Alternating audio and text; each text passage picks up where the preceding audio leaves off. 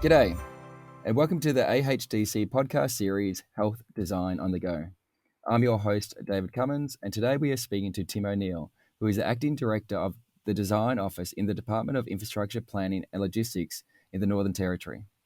Based in Palmerston, in the Northern Territory, Tim has been working with the department for over 23 years, which makes him a specialist in his field.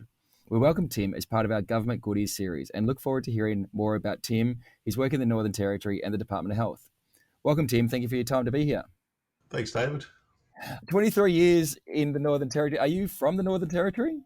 No, I'm not. I was actually born in Brisbane. Moved up here when I was about 7 years old. My dad got a 2-year contract and he's gone back to Queensland and left me here. It's a beautiful part of the world, and the thing that always amazes me, especially with infrastructure, is the amount of space that you have available to you, especially being in Sydney.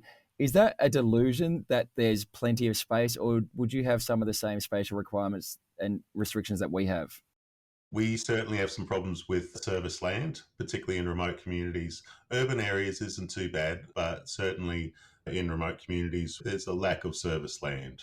So it's an expensive project to get any of our developments up. So when you say service land, you mean the availability of services to that land? Is that what you mean?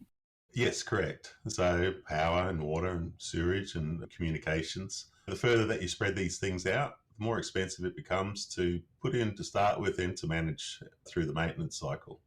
Yeah, I must admit, having only built in major metropolitan areas, that's something I did not think of. What would be some of the other challenges that people might not be aware of when it comes to infrastructure, health, and building up in the Northern Territory? There's certainly a finite pool of resources in the Northern Territory. So skilled people, not only design, but in construction as well. So we've got several tier one type contractors in the Northern Territory that do a fantastic job for us, but it doesn't take a lot to get the whole town jumping. They only need one major project and people are fairly busy. One of the hospitals I'm well aware of up in the Northern Territory is the Darwin Base Hospital, and I think most Australians are well aware of how specialist it is and how important it was, especially with the Bali bombings a few years ago and the burns unit. How important is that relationship of infrastructure to the Asia Pacific region, especially when it comes to places like Indonesia? We're in such close proximity to all these areas. We're closer to Bali than we are to Brisbane or Perth. We're the first port of call with a lot of these emergencies that do come up from time to time, and we're a major service centre. At the moment, we're going through some flooding in the Northern Territory, and there's plenty of people being pulled into Darwin right now, probably about 700 or 800 people from the Kalkarindji area. Wow, that's amazing. You are right. It is such an important area for that region. Besides the main Darwin Base Hospital, what other health facilities in that area that people might not be aware of? Okay, so Royal Darwin Hospital is a large teaching type campus. It has a multitude of functions and deliveries there. But just down the road in Palmerston, we've got another hospital, Palmerston Regional Hospital, which augments the Royal Darwin Hospital operations. From there, we've got remote health centres right across the Northern Territory, particularly across the top end. And a lot of this infrastructure is ageing at the moment. It was built by the Commonwealth over 50 years ago. So, and all the way down to Alice Springs, we've got the Alice Springs Hospital down there. Each of the major towns has a hospital. So one in Katherine, in Tennant Creek, and Alice Springs, and two in Darwin. So, what would be some of the specialist design principles or innovations that would be unique to that region? Obviously, building in Sydney is very different to building in Alice Springs, like not only from a weather protection point of view, but as you talked about the services and durability and obviously connecting to country for a lot of the patients in those regions. Like, what are some of the design principles that people wouldn't even think of who have only done metro?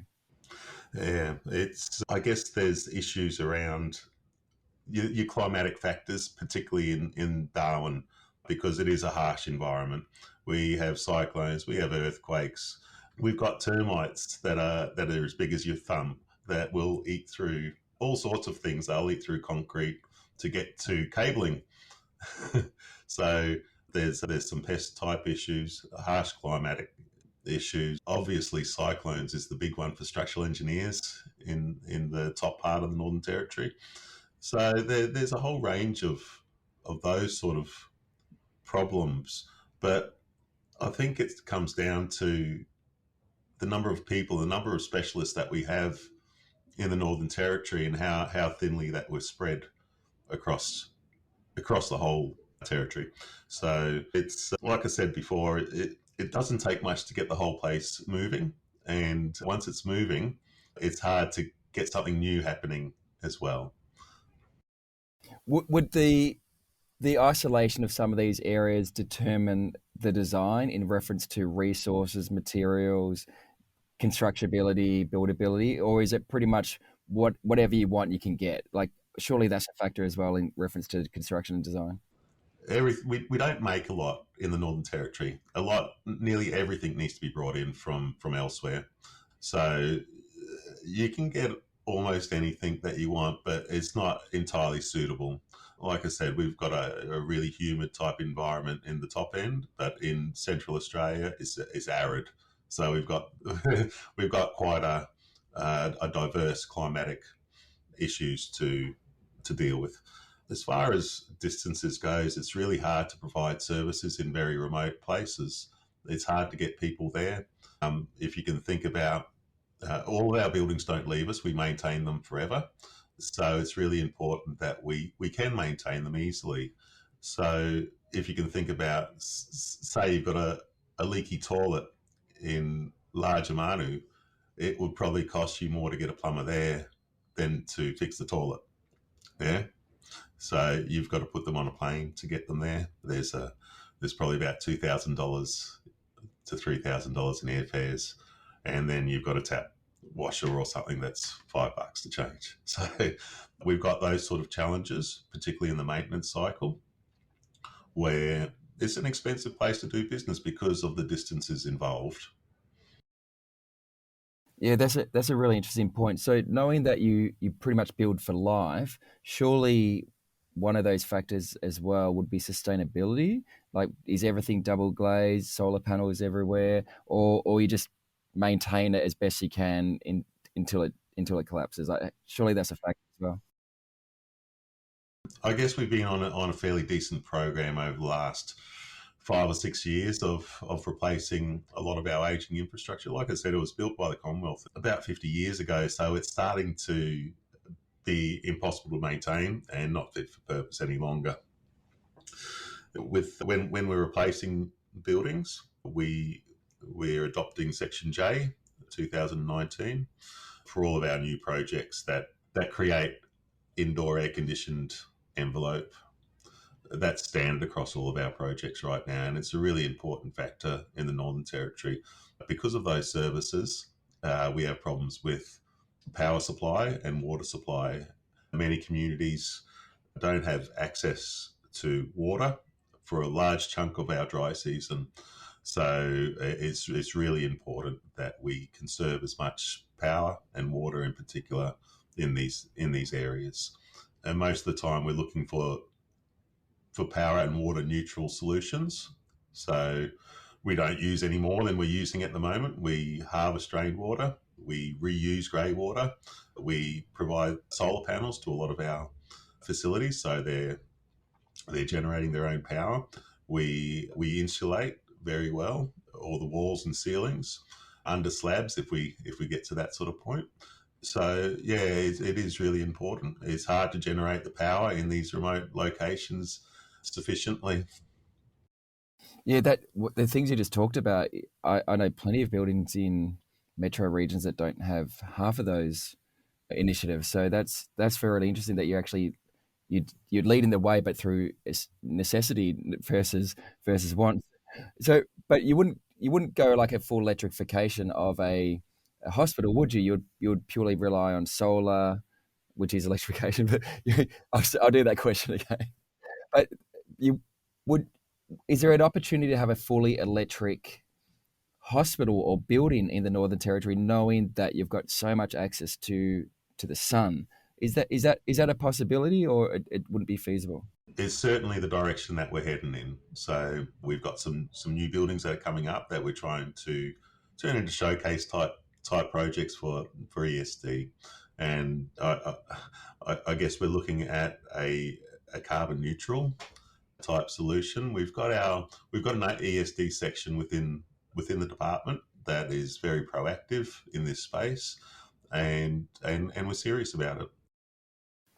That's really good to hear because I know a lot of government agencies have got a commitment, but it's still very, very hard to implement. But I'm just absolutely my mind is blown how amazing you guys are in reference to literally being on the front foot with this. Because again, I've been working this industry for a while, and some of the stuff you just mentioned, I haven't seen in some hospitals. That's amazing. I should qualify, it is just government buildings at the moment, and there is a premium that comes along with doing this sort of work, which isn't always adopted by the private industry.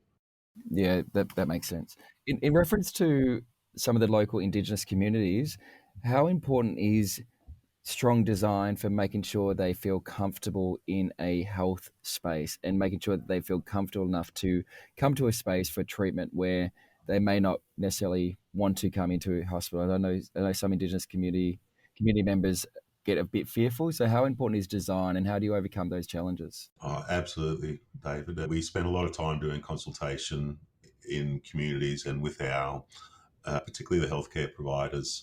There are some particular issues that we do need to address, but our problem is that every community is different. So, in some communities, you might not. It might not seem a good idea to have the men and women's entrance coming in through the same place, and they might want to have separate entry points. But in another community, that's not an issue.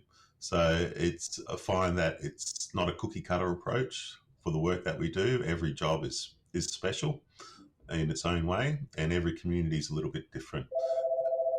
Apologies. Yeah. Nah. Okay. See my nail? I'm good. And, hey, Kiralee, I'm just doing a podcast thing at the moment. Yeah. Okay. See ya. No, it's totally not an issue. Okay, that was about. So you talk about what for. So you were just finishing talking about the Aboriginal. Maybe just go the importance of. I said about how important is design. You talked about the two entrances. So I think that you could almost finish there with the consultation. So no, I think you pretty much finished that. Tim, sorry, Troy will find it now. So I'll just go again. So noting the importance of consultation for local communities and noting the importance of treatment for these for that's a bad question. So noting the importance of consultation for communities, how important then is the models of care to get it right, knowing that there's so much variance between community groups and certain departments and certain areas in the Northern Territory? Model of care is really important for design. We need to understand how the client intends to operate. It doesn't need to be absolutely detailed down to the dots, crossing the T's and dotting the I's sort of thing. But we've got to have a generally good idea of the services that the client wants to provide and how they want to provide them. It's not just health; it's right across the board. It's every organisation has a way of doing things, and even within the same government department, you might find some small differences between what we're doing. I guess in having said that, we rely on the Australasian Health Facility Guidelines a lot as our starting point with all of our projects. It's an excellent resource for us, but like I said, a starting point, and it helps us through these models of care as well. I usually find that we need to get a health planner involved as well to interpret this and almost be an in between person between the client and the Australasian Health Facility Guidelines. We do things a little bit differently up here from everywhere else, and I'm not sure if that's because of the people or the place or our existing facilities and how we currently use them. And I guess the trap for me is to ensure that we're not reproducing something that we've been doing again and again and again because people are just used to working that way. It might not be the best way to be able to do it. And I find the input, particularly from specialist health planners, that all come from southern states. We don't have any of those sort of people here. It's invaluable. And our local healthcare providers trust them. They can see that they know what they're talking about, which is fantastic. Yeah, I'm a big supporter and fan of health planners and clinical health planners. I think the whole 90% planning, 10% execution, and I've certainly been on projects where we haven't used them and it has not it's not gone well. Let's put it that way. Yeah. So you've been in the industry for over 23 years. Like, what would you say are some of your biggest lessons or teachings that future generations can pick up and not make the same mistakes? You've got to talk to the right people to start with. A lot of our briefs come through that are quite high level, and it takes a lot to work through that to get to the point where we're happy with what we're providing. So, number one is consultation and make sure you're talking to the right people. The other thing is that once you've got an idea of what you want to do, you want to be talking to as many people as possible within the operational space. So the people that can actually that are doing the work day in, day out, that understand their challenges, it's really important to get their take on it and develop working groups that work, and we get results and resolve solutions. I guess the other one is that, and it might be a Northern Territory type thing, in that if you're unsure of something, go and have a look. Don't rely on other people. Actually get in the car or get a charter, because there's nothing like being able to see it yourself and make your own determination. Yeah, they're really good tips. I love the see it yourself. Everyone's had a junior in their team who who says something's there, but it's just not. So especially if you need to visually see it to see exactly what the problem is, I think that's a really good tip. Just before we go, noting some of the challenges that you've talked about with working in the NT, for me, automatically, like architects love a challenge. Architects love designing. Architects love having no restrictions. NT sounds like the place to be for any designer, for any builder, anyone like that. What words of encouragement would you like the industry to do to support you guys and become more involved in some of the designs and development up in the Northern Territory? Absolutely, we're the land of opportunity here, David, and we do have some restrictions in how we do things, for sure, because of our climate where we are and our client groups. So there are restrictions on what we do, for sure, and I think you'd find that in any government organisation. The where we struggle is the skilled labour and the building professionals within the Northern Territory. Now, I guess it's a matter of scale of work and number of projects, but we tend to go through a bit of a boom bust cycle in this part of the world, and to be able to flatten that out is probably the key. And we're working through that process now. We've got a pipeline of projects that we've developed, and it's a matter of being able to roll these projects out. And they're in critical type areas where we know we're going to have problems over the next decade. So a lot of remote work is coming up, and how we do that, it's not going to be straightforward, I don't think, just because the number of people that we have here and what's available to us as far as skilled labour goes. Tim, thank you so much for your time. I've had so much fun talking to you. I've found some of that stuff absolutely fascinating and really, really interesting. I think our listeners will find that as well. Thank you so much for your dedication to the department, to the Northern Territory. Certainly, as you said, there's a lot of challenges, but I have no doubt that you have been at the forefront of all these challenges. And it's people like you that certainly the people of Northern Territory probably don't see behind the scenes, but it's people like you that certainly help make the NT such an amazing place. So thank you so much for your dedication to the industry. Fantastic. Thanks, Dave. You have been listening to the Australian Health Design Council podcast series, Health Design on the Go. If you'd like to learn more about the AHDC, please connect with us on our website or LinkedIn. Thank you for listening.